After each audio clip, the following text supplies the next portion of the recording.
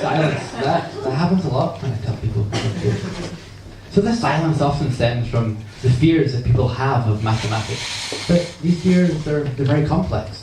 But half the time they're entirely imaginary. The other half, they're quite real. It gets worse. So these real fears, most of the time, they're entirely irrational. Transcendental fears. And the rest of the time, small amounts, countably, these fears are rational fears, natural fears, if you will. You never get integer fears. Don't know why that is. So yes, these fears, they often stem from the students' younger years when they were, I don't know, some people, they just found the sweet pungent smell of chalk dust irresistible, and so being an adolescent teenager they decided to snort the stuff. And doing maths brings them back to this first horrible high, and it's just not a good memory.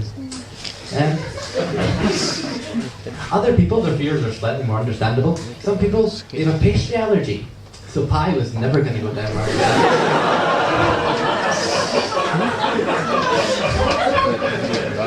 Some people, they don't do drugs, so E is just not for them. Some people, they were never born to be a lumberjack because they just don't like logs. Some people, they're loners. They just don't like to integrate. And some poor people, they're colorblind. So, no matter how hard they try, they just can't differentiate. So yeah, hello, I'm Alan, I'm a mathematician. As I'm sure you all have realized.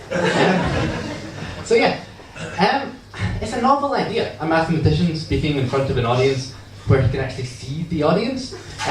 As a mathematician, I feel much more comfortable talking like this.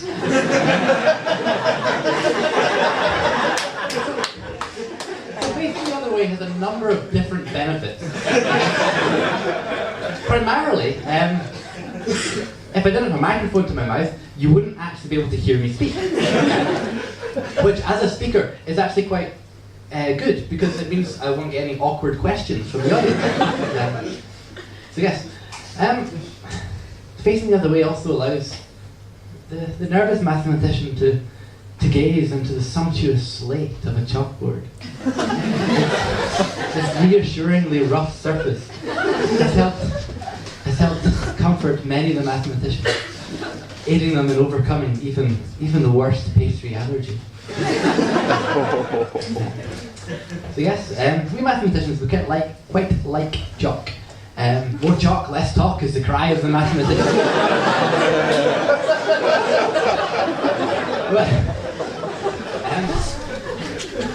So yeah, we like chalk, but this cry is dying out. Chalkboards are being ripped from their walls the length and breadth of this country. And the inevitable effect of this is mathematical output in some departments is dropping drastically. In some places it's as low as 15% of its pre-whiteboard figures, which is a travesty. So this is a travesty. Don't pay us to do this. I used to do it. Maths, not whiteboards. So yeah. So yes, chalk. So the reason that these chalkboards are being burned is broken up.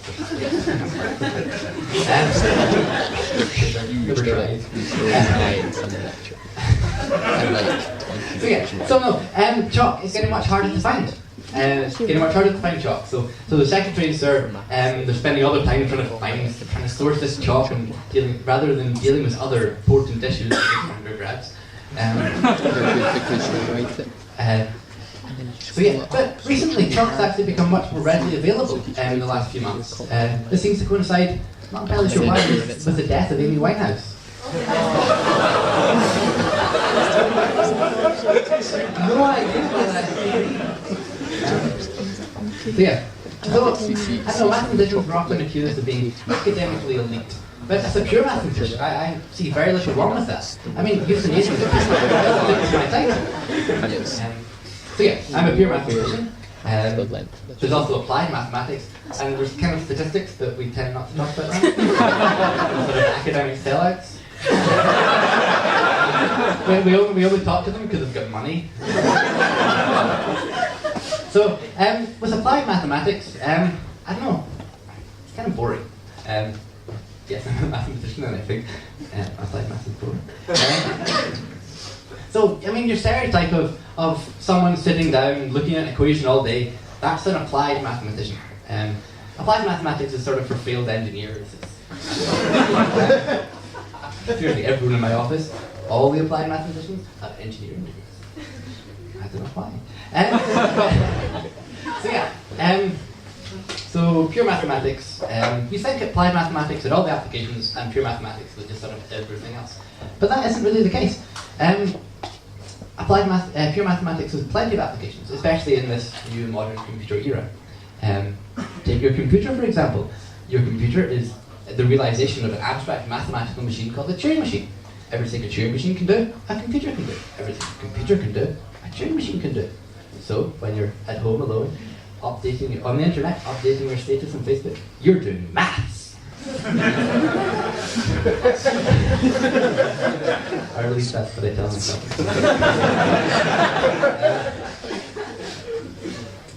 So yes, we mathematicians, we have our heroes. We have Terry Tao, very famous mathematician, so dedicated to the abstract nature of pure mathematics that he, in dedication, in honor of Greek letters, he changed his name, Terry Tao. This, of course, is the great Stanislav Smirnov, living testament to the benefits of Scottish-made Russian vodka to the working mathematician.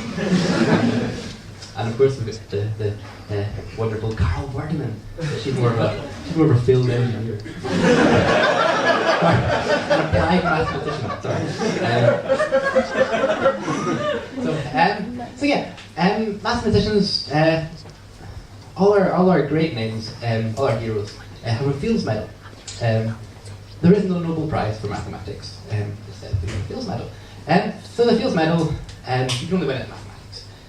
But yes, there's no Nobel Prize for mathematics. The reason being, according to legend, is that Mrs. Noble was sleeping with a mathematician when Alfred Nobel was coming up with these ideas for prizes. There's nothing noble about Mrs. Noble. So he decided to punish all mathematicians for the sins of one. But you can only win a Fields Medal for mathematics. So I've never met Mrs. Fields, but she must have been quite the slag.